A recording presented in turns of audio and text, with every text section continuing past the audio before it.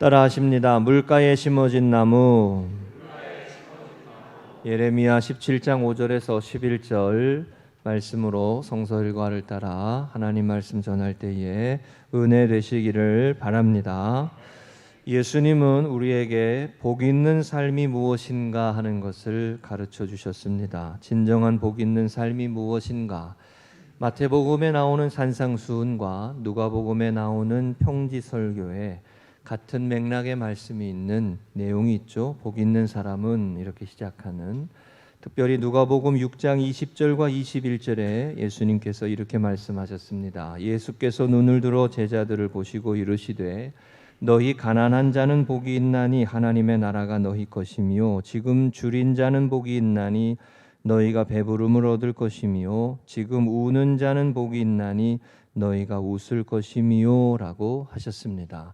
우리가 일반적으로 생각하기에 가난하고 줄이고 울고 이것은 복 있는 삶이라고 생각할 수가 없는데, 예수님은 오히려 이렇게 가난한 자는 복이 있나니 라고 말씀하셨습니다. 마태복음에는 심령이 가난한 자는 복이 있나니 라고 하셨지만 누가복음에는 가난한 자는 복이 있나니 라고 하셨습니다.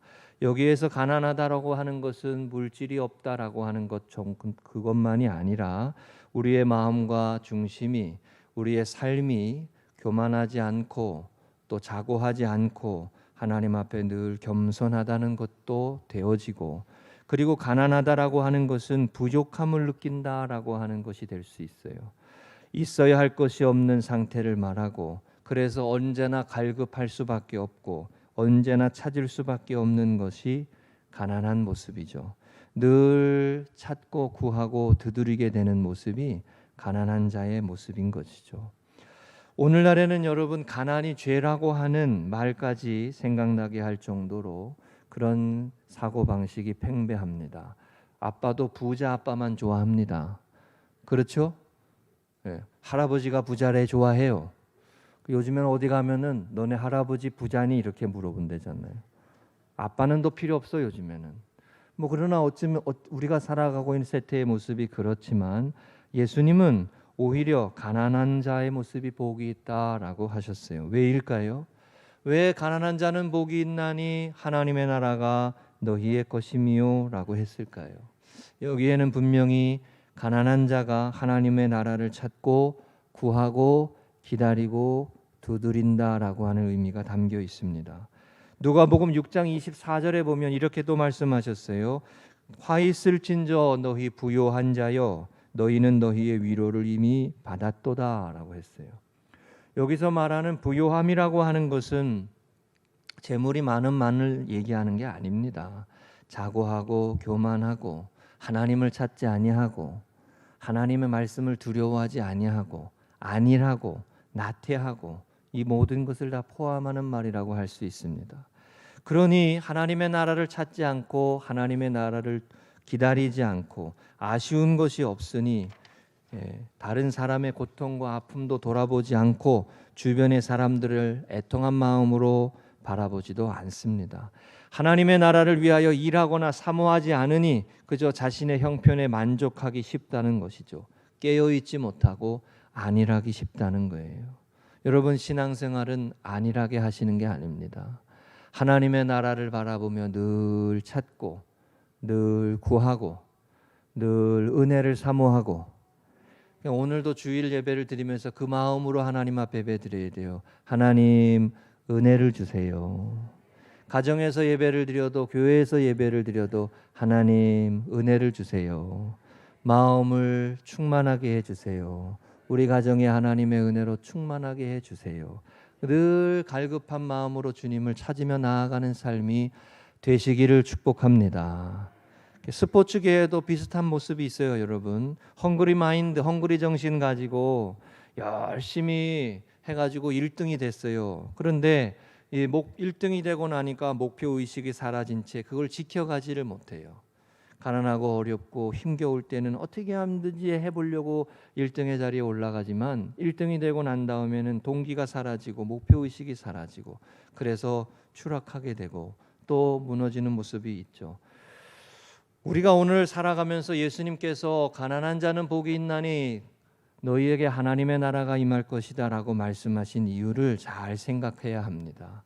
하나님이 허락해 주신 물질과 시간과 힘과 능력을 가지고 자꾸 우리는 가난해지는 삶으로 가야 되는 거예요. 아멘 안 하실 줄 알았어. 예.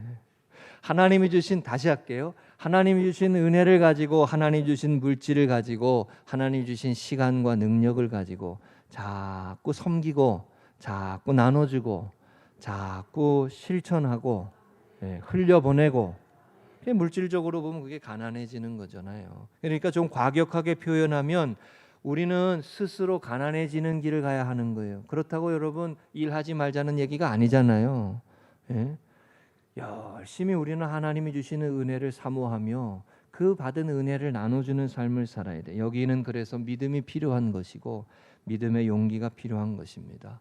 우리 성도님들이 예수님이 말씀하신 가난한 자는 복이 있나니 저희가 하나님의 나라를 볼 것이다. 이 말씀이 여러분과 저의 삶에 응답되시고 이루어지시기를 주의 이름으로 축복합니다. 지난 주간에 최근에 화제가 되는 책이 하나 있어서 제가 하나 읽어봤어요. 한번 이렇게 찾아서 훑어봤는데 눈도 보니 선진국이라고 하는 박태웅 씨가 쓴 책이 하나 있습니다. 자꾸 언론에 언급되는 걸 보고 제가 한번 찾아봤어요. 작년에 우리나라의 동탑 산업 훈장을 받은 분이라고 합니다. IT 업계에서는 이분이 좀 알려진 분인 것 같아요. 근데 이분이 하는 내용이 어느 정도 동의가 되고 공감이 됩니다. 우리나라가 어느새 GDP 세계 9위라고 하는, 우리 작년인가요? 재작년에 우리나라가 선진국이다라고 하는 공식적인 국제 발표가 있었다고 하잖아요. 그런데 이 저자의 말은 과연 우리나라가 선진국일까라고 하는 말을 하고 있어요. 이 책의 내용은 우리가 아니라면 안 된다는 거예요. 우리가 선진국인이 됐다 이렇게 하면 안 된다는 거예요. 이 책의 내용을 어떤 내용이냐면 선진국이 되기까지 우리는 지독하게 가난을 벗어나기 위해서 애쓰고 수고하고 우리의 윗세대가 허리띠를 졸라매고 열심히 살았는데 그러나 그 모습 속에 놓치고 있었던 모습들, 우리가 달려가느라고 뒤따르고 있는 영혼, 이분의 표현에 의하면 기다려줄 줄 알아야 된다. 그래서 문화 지체, 문화적으로 늦게 따라오는 것들을 채우며 가야 한다, 이런 얘기를 하고 있어요. 그러니까 이 책의 내용에 이런 게 있습니다. 여러분, 우리나라는 앞선 선진국이 미국이나 영국이나 프랑스나 독일이나 이런 선진국들이 만들어 놓은 체계를 그냥 들이다 외우고 따라왔다는 거예요. 들이다 암기하고, 그래서 학교 교육도 무조건 암기만 잘하면 오케이. 그렇게 다른 사람들이 만들어 놓은, 다른 선진국이 만들어 놓은 교통 체계나 정치 체계나 경제 규모나 이런 걸 다 학습하고 배우고 만들어내는 사람이 아니라 따라가는 사람이었다는 거죠. 근데 우리나라가 이제 GDP 9위가 되어서 세계를 이끌어가는 선진국이 된다라고 할 때는 더 이상 암기하는 방식은 안 된다는 거예요. 더 이상 암기하는 방식으로 가면 안 된다는 거예요. 이게 왜 이렇게 해야 하지? 라고 질문하면서 가야 한다는 거예요. 목사님이 이렇게 합시다 라고 이야기하면 오케이 무조건 갑시다, 이게 아니고, 그래도 잘 따라 주셔야 돼요. 그게 아니고 왜 그렇게 하지? 왜 이 방식이 돼야 되지? 자꾸 선진국은 이 질문을 하는 나라가 돼야 한다는 거예요. 일리가 있어요, 없어요? 있어요. 만약에 그렇게 하지 못하면 우리는 준진국이 돼야 될 수밖에 없고 다시 물러설 수밖에 없다는 거예요. 이렇게 재미난 얘기도 해요. 만약에 우리가 질문하는 나라가 되지 않으면 다른 나라가 다시 앞잘러 서기까지 기다려야 된다는 거예요. 그러면 다시 그걸 보고 배우고 따라갈 수 있으니까. 배우고 암기하고 따라가는 건 쉽다는 거죠. 그러나 만들어내고 새로운 질서를 꾸며내는 것은 어려운 일이라는 거죠. 질문하며 나아가야 되는 거예요. 여러분과 저의 신앙생활도 질문하며 나아가시기 바랍니다. 우리 강동지방에서 우리 한번 1등 해보자고. 이끌어가는, 본이 되는 그런 내용이에요. 이 책의 내용이 그런 비슷해요. 아니라면 안 된다는 거예요. 나태하면 안 된다는 거예요. 계속 도전해야 된다는 거예요. 계속 나아가야 하기 위해서는 질문하고 왜라고 물어야 한다는 거예요. 여러분과 저의 신앙의 모습들이 우리 자녀들에게 무조건 배워, 무조건 믿어, 이게 아니고 내가 왜 예수님을 믿어야 하는지, 내 삶이 왜 예수님을 믿고 금성교회를 섬기고 믿음의 성도들을 섬기고 하나님의 나라를 위해 살아가야 하는지를 말해줄 수 있어야 한다는 거예요. 이유를 말해주고, 내가 예수님을 믿으며 무엇이 복이 되었는지, 내가 주님의 길을 따라가며 내 삶이 얼마나 풍요로워졌는지, 아멘. 그 하나님의 은혜를 말해줘야 된다는 거예요. 그냥 드립다 와서 앉아 들어 믿어, 안 믿어. 안 믿어지는 걸 어떻게 믿어? 그렇게 하면 안 된다는 거죠. 우리가 하나님의 은혜 가운데 아름다운 신앙의 모습들을 세워야 할 줄로 믿습니다. 오늘 우리가 읽은 예레미야 17장의 말씀은 우리가 너무도 잘 알고 있는 물가에 심겨진 나무에 대한 말씀입니다. 그런데 이 말씀이 왜 쓰여졌느냐, 하나님께서 예레미야 선지자를 통해서 왜 이 말씀을 주셨느냐라고 하는 것을 알 수 있는 구절이 1절이에요. 우리가 PPT로 만들지는 않았지만 1절을 한번 보세요. 17장 1절, 유다의 죄는 금강석 끝 철필로 기록되되 그들의 마음판과 그들의 제단 뿔에 새겨졌거늘, 이렇게 돼 있어요. 여러분이 가지고 있는 성경에도 소제목이 있을 겁니다. 유다의 죄와 벌이라고 하는 소제목이 있어요. 자, 예레미야 선지자가 지금 하나님을 바르게 섬기었던 유다 백성들이 어느새 하나님을 떠나서 그들의 죄가 돌이킬 수 없을 정도로 분명하게 새겨져 있다는 거예요. 금강석 끝 철필로 기록될 정도로 하나님을 완전히 떠나버리고 하나님의 말씀을 잊어버리고 하나님과 동행하는 삶을 살지 못하고 하나님을 두려워하지 않는 삶을 살아가는 그들을 향해서 그 삶은 사막의 떨기나무와 같을 수밖에 없다라고 분명하게 가르쳐 주시는 말씀이에요. 오늘 우리가 하나님을 떠나 죄악으로 치닫고 스스로 부요한 자로 살아가기를 원하는 이스라엘 백성들의 모습을 향해 주시는 이 경고의 말씀, 이 하나님의 말씀을 다시 되새기고 오늘 우리에게 주시는 하나님의 말씀으로 받고, 오늘 나에게 주시는 하나님의 음성으로 듣고, 은혜의 발걸음 힘있게 이어가며 물가에 심겨진 나무와 같은 복 있는 삶이 되시기를 주의 이름으로 축복합니다. 세 가지 나누겠습니다. 첫 번째 따라하십니다. 사막의 떨기나무 같아서. 한 번 더 하십니다. 복 있는 삶은 메마른 나무가 아닙니다. 6절에 그는 사막의 떨기나무 같아서 좋은 일이 오는 것을 보지 못하고 광야 간조한 곳 건건한 땅 사람이 살지 않는 땅에 살리라.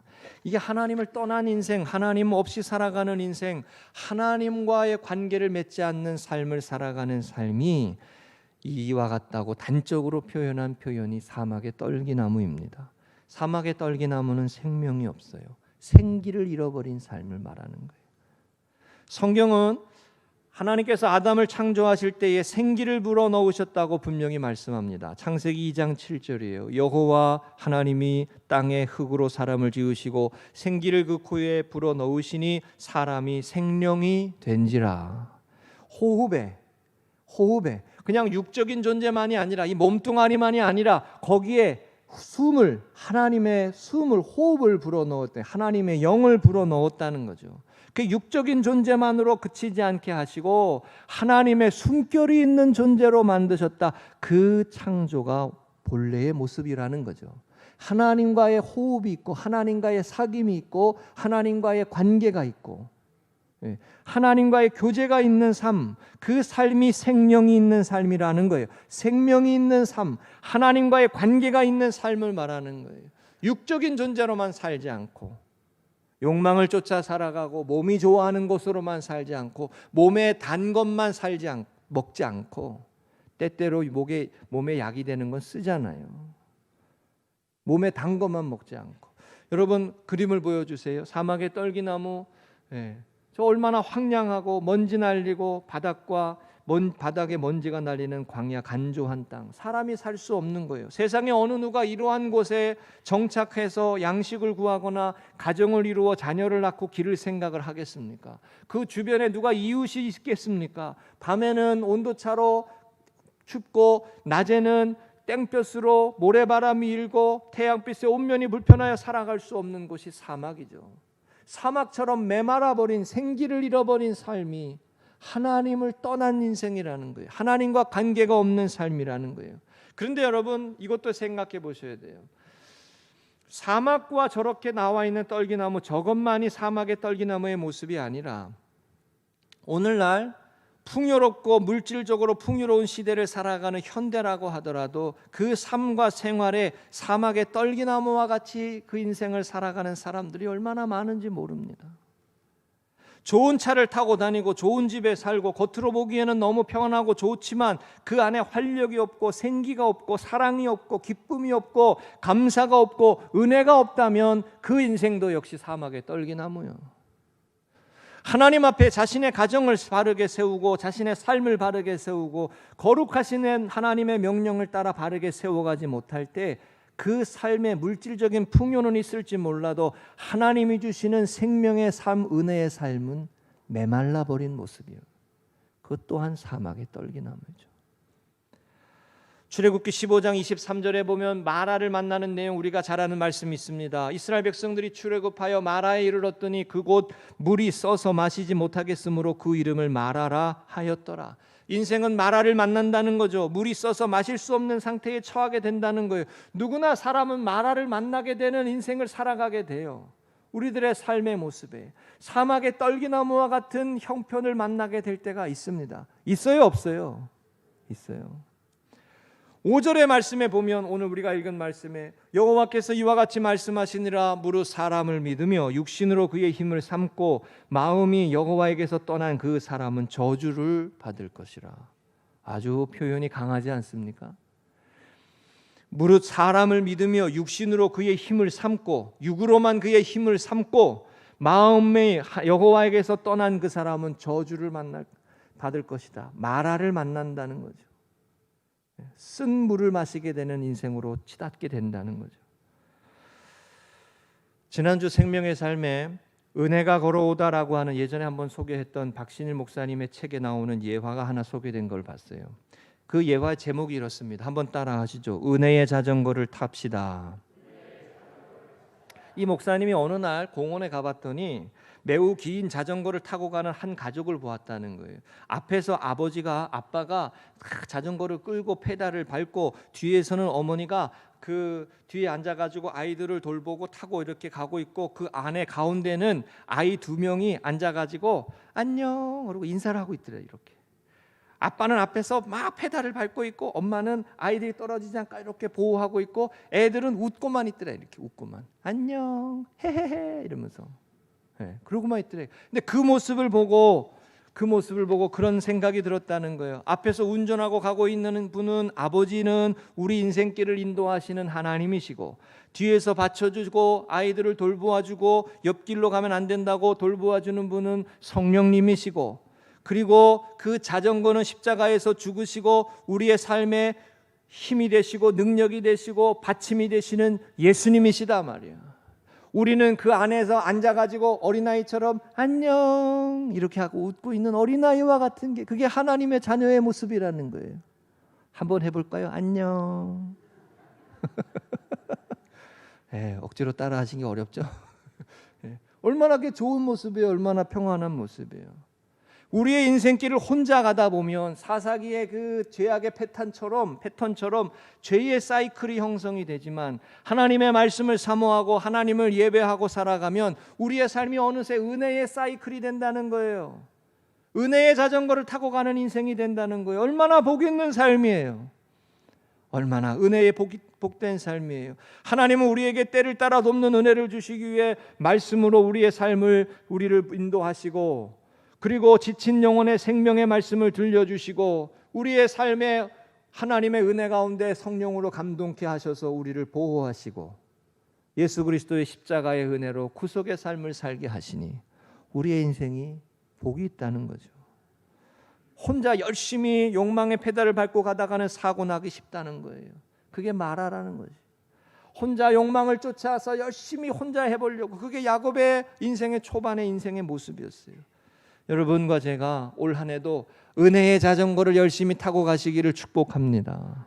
은혜의 자전거를 타고 가자는 거예요. 하나님의 품 안에서 걱정과 근심과 두려움이 많을 수밖에 없는 인생거리이지만 주님 안에서 믿음의 공동체 안에서 할렐루야 사막의 떨기나무 되지 말고 은혜의 자전거 타는 우리 성도님들 되시기를 축복합니다. 두 번째 따라 하십니다. 물가에 심어진 나무 같아서. 한 번 더 하십니다. 복 있는 삶은 물가에 심어진 나무입니다. 8절에 그는 물가에 심어진 나무가 그 뿌리를 강변에 뻗치고 더위가 올지라도 두려워하지 아니하고 그 잎이 청청하며 가무는 해에도 걱정이 없고 결실이 그치지 아니함 같으리라 했습니다. 더위가 와도 두려워하지 않고 그 잎이 청청하고 가뭄이 와도 걱정이 없고 결실이 그치지 않는다라는 거예요. 이유가 뭐예요? 강변에 물가에 뿌리를 내렸기 때문이죠. 성경은 복 있는 삶을 이렇게 물가에 심어진 나무로 비유했어요. 시편 1편에 우리가 너무도 잘 알고 있는 말씀, 시냇가에 심은 나무와 같은 표현입니다. 여러분, 잘 먹고 잘 쉬고 잘 자는 사람이 얼굴빛이 더 좋습니다. 그래요, 안 그래요? 갑자기 목사님 뭔 얘기 하나 이러시는 것 같아요. 잘 먹고 잘 쉬고 잘 사는 사람이 얼굴빛이 좋아요. 우리 성도님들 얼굴빛이 좋으시기를 축복합니다. 예? 바쁘고 분주하고 고생하고, 제가 시골에서 시골교회 섬겨보니까 젊을 때 밭에 가서 일하시고 무릎을 이렇게 조아리고 일을 많이 하시니까 전부 다 성도님들이 무릎이 다 나갔어. 무릎에 고통이 있어가지고 제가 그 모습을 보고 다짐했어요. 내가 나중에 어디 다른 교회 가면 우리 성도님들한테 얘기해야지, 일 좀 그만하라고. 너무 일을 많이 하니까 몸이 고장나요. 무릎이 다 나가. 노년이 되시니까 무릎이 성한 분들이 없어. 그래가지고 다 요즘에는 수술할 수 있어서 그렇지만, 여러분, 잘 먹고 잘 쉬고 잘 사는 사람, 잘 자는 사람이 얼굴빛이 좋아요. 여유가 있고 편안한 사람이 그 모습이 보기가 좋다는 말씀이에요. 바쁘고 분주하고 정신없이 살고 그러면 아무래도 신경질적이게 되고 피곤하고 지쳐서 다른 사람 배려하지 못하고 늘 지친 기색으로 살아가기가 쉽잖아요. 이번 주간에 제가 몇 가지 중요한 결정을 해야 했어요. 하나는 고등학교 졸업을 하는 우리 성현이 이제 미래를 결정해야 되고, 가족 모임을 하고, 그리고 하나는 이번 주간에 우리 양성 반응이 나온 우리 성도님들 가정이 있기 때문에 우리 이번 주일 예배를 어떻게 세워야 하나, 그 부분 놓고 기도했어요. 찬양대를 세워야 되나 말아야 되나, 우리 성도님들 어떻게 해야 되나. 그런데 그 결정을 하는 게, 여러분, 저 나름대로는 그게 쉽지가 않아요. 어떻게 하면 우리 성도님들을 바르게 예배를 세워갈까, 우리 교회 예배를 세울까, 그리고 우리 성도님들 건강에 해치지 아니하고 어려움이 없이 이 일을 지나갈 수 있을까? 그걸 결정을 해야 되니까 제가 막 마음이 쫓겨요. 시간이 금요일까지는 결정을 해야 된다. 혹 금요일까지도 양성 반응자가 나오지 않기를 바라면서 기도하면서 결정을 해야 된다. 그러니까 마음이 좀 쫓기는데, 그러다가 아내한테 버럭 화를 냈어요. 그러고 나서 손해만 더 심해요. 아내한테 화를 내고 난 다음에 손해가 더 심해. 여러분, 마음이 바쁘고 삶이 피곤하고 삶에 여유가 없으니까, 쫓기니까 배려가 없고 여유가 없고, 하나님의 말씀에 우리에게 바쁘고 분주하게 살아가는 삶이 복이 있다라고 성경이 우리에게 가르쳐 주시지 않습니다. 오히려 주님 안에 쉼을 얻고 주님 안에 안식을 얻고 말씀으로 위로를 받고 하나님 앞에 소망을 두고 살아가는 삶이 복이 있다고 하시는 거예요. 할렐루야. 주님은 그래서 너희는 나의 안에 거하라 말씀하세요. 나의 안에 거하라.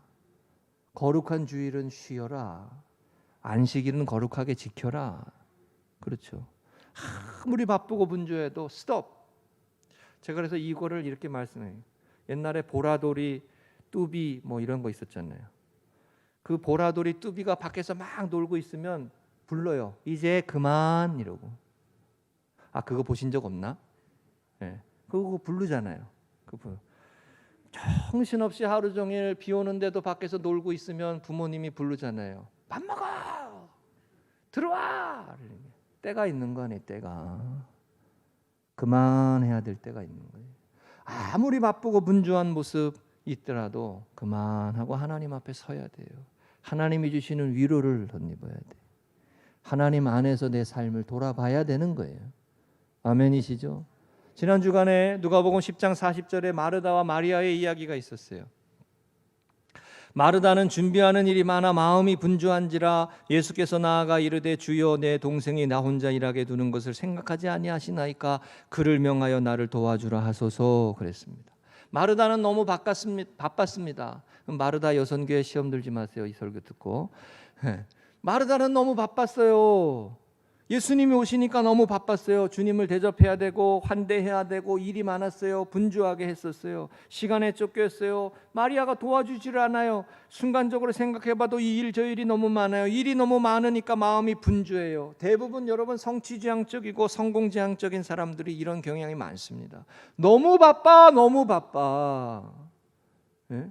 너무 바빠서 정신없이 정해진 시간에 맞추어서 살아가야 돼요. 스케줄이 너무 타이트해. 저는 그래가지고 어디 여행 갈 때 여행사한테 안 가요. 늦잠 자고 다니려고. 예? 이건 뭐 여행사를 하면 아침 7시 일어나가지고 가야 돼. 뭐 6시 막 그렇지 않나요? 그게 더 편해. 너무 바빠.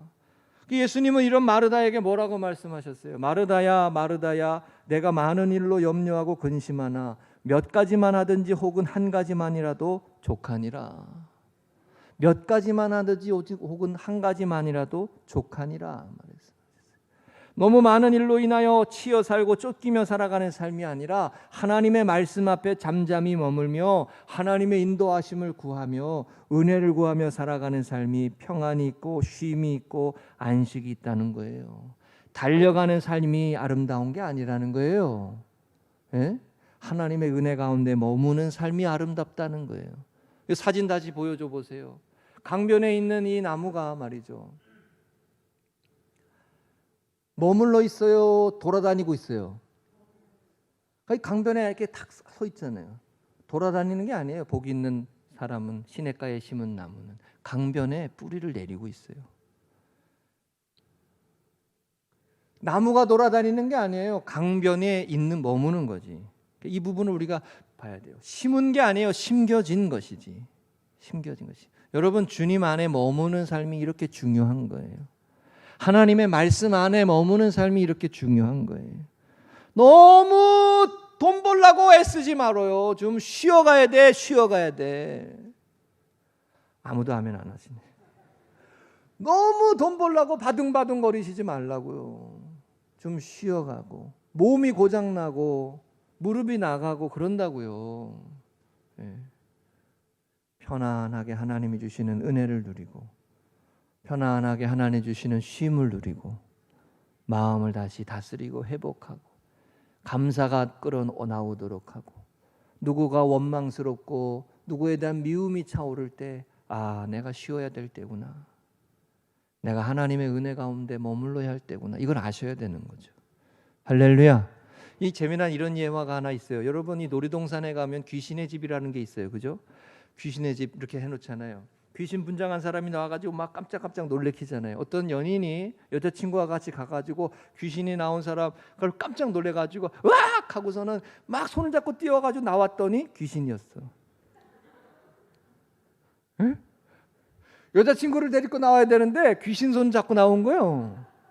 여러분 여자친구가 받을 상처가 얼마나 크겠어요. 저 인간은 무슨 위험한 일이 생기면 나를 튕겨놓고 지 살겠다고 옆에 있는 것만 붙잡고 나오는 사람이라고 그렇게 생각할 거 아니에요. 아무리 바빠도 아무리 놀래도 여자친구 데리고 나와야지. 그렇지 않습니까? 여러분 우리가요 재산과 명예와 지위를 가지고 뛰어나왔지만 사랑하는 가족을 잃어버리는 것은 어리석은 일이에요. 바쁨은 독이 될 수 있습니다.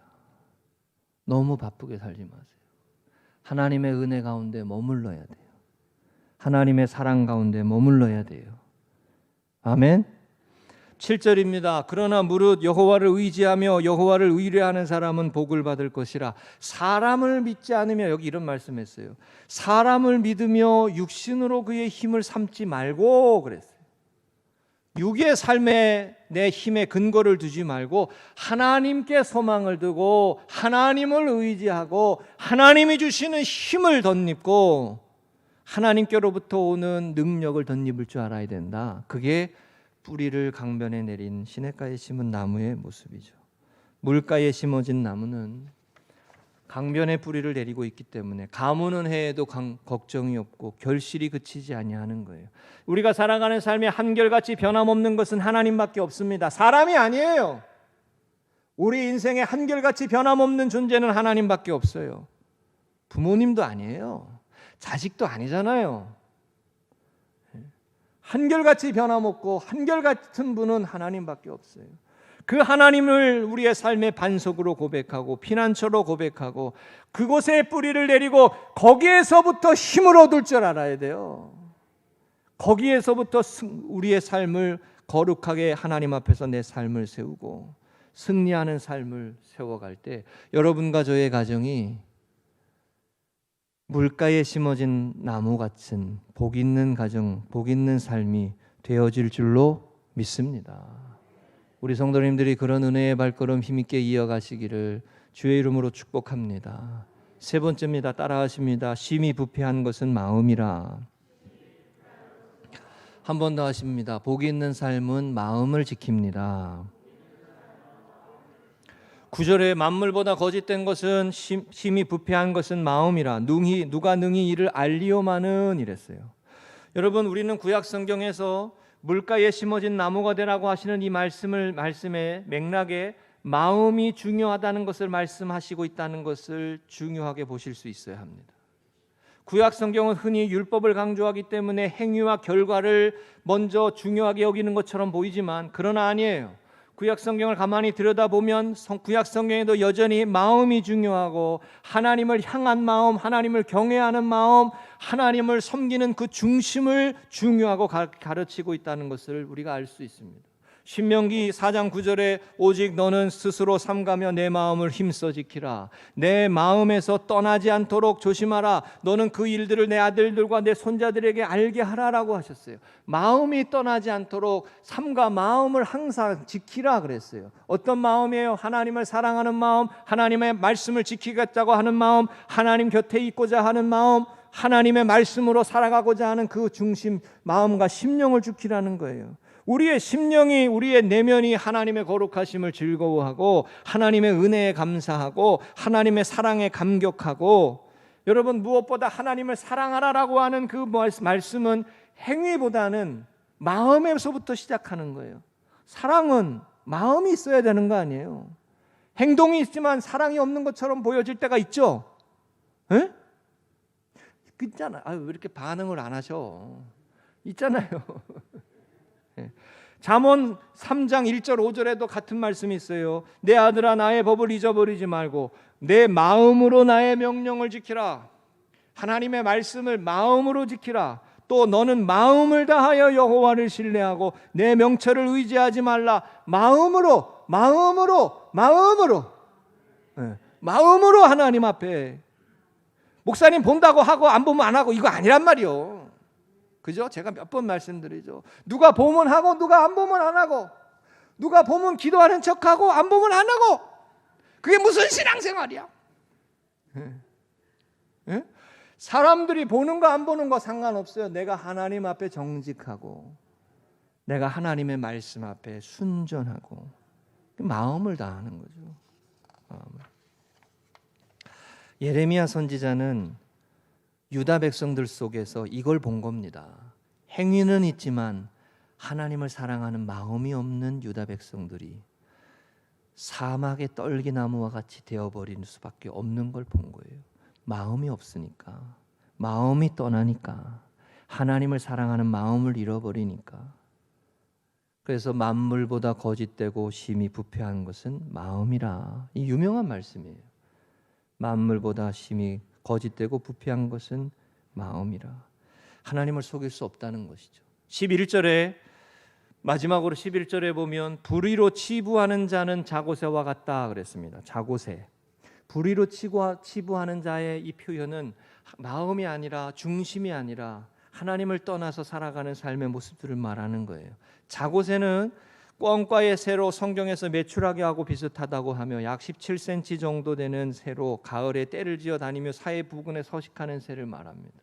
근데 이 새가 알을 많이 품는 걸로 알려져 있는데 때때로 다른 새의 알을 훔쳐다가 품는 습성이 있다는 거예요. 내가 낳은 내 새끼만 키우면 되지 왜 남의 알을 품지? 참 이상하지. 그렇지 않나요? 남의 알을 갖다가 품는다는 거예요. 많이 품으면 좋으니까. 다 내 새끼가 될 것 같으니까. 근데 뭐예요? 시간이 지나고 부화되고 새가 알에서 깨어 나오면 날아가 버린다는 거예요. 자기 새끼가 될 수 없다는 거죠. 욕심을 부리고 욕망을 부리고 내 것이라고 하지만 결국은 시간이 지나면 떠나버린다는 거예요. 거품은 사라진다는 거예요. 마음을 다해 하나님을 사랑하는 게 아니라 행위로 하고 겉으로 하고 위선적으로만 하고 그런 것은 결국 드러나는 것이고 결국 그 모습은 사라져 버린다는 거예요. 여기 또 재미난 표현에 이런 표현이 있어요, 여러분. 11절에 그의 중년에 그것이 떠나겠고, 이 표현이 나와요. 그의 중년에 그것이 떠나겠고. 왜 중년에 떠난다고 그랬을까요? 젊을 때 여러분 막 그냥 함부로 하고 젊을 때 막 의기양양하게 하고 시간이 지나고 중년이 되고 노년이 되고 그러면 자식들이 떠나버린다는 거죠. 알아주지 않는다는 거죠. 부모의 권위를 존중하지 않는다는 거죠. 그렇습니까? 안 그렇습니까? 자고새예요, 자고새. 불의로 치부하는 자는 자고새와 같다. 물가에 심겨진 나무, 자고새의 모습과 달리 물가에 심어진 나무는 시간이 지날수록 아름다운 거예요. 여러분, 시간이 지날수록 아름다운 인생이 되시기를 주의 이름으로 축복합니다. 시간이 지날수록 권위가 있는 분들이 되셔야지. 시간이 지날수록 그 모습이 아름다워야죠. 여러분, 연세가 들어도 아름다운 분들이 있어요. 에? 곱게 늙어야 돼. 이 표현이 너무 적나라하잖아요. 연세가 지나도 머리가 휘어지고 그게 얼마나 존경스럽고 얼마나 귀한 모습이에요. 젊을 때 함부로 하고 힘 자랑하고 그래봐야 나중에 힘 빠지고 그러면 다 괄시받아요. 제가 요즘에 느끼는 거예요. 우리 성현이가 저보다 힘이 더 세요. 잘못하다가 맞을 것 같아. 그런데요. 그런데 청소년기의 특징이 뭐예요? 청소년기의 몸은 어른처럼 크고 장성하지만 생각하는 거나 마음의 중심이나 이게 성숙하지를 못하잖아요. 자고새. 시냇가에 심은 나무, 강변에 머무는 나무는 시간이 지날수록 아름다울 수밖에 없어요.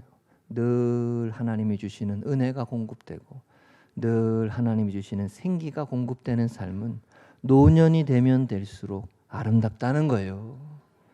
할렐루야. 그 삶이 아름다운 거예요. 그러니까 가뭄은 해도 잎이 청청한 거예요. 가뭄이 들어도 열매가 있는 거예요. 더위가 와도 걱정이 없는 거예요. 환란이 와도 문제가 생겨도 시험이 와도 강변에 머무는 나무는 왜?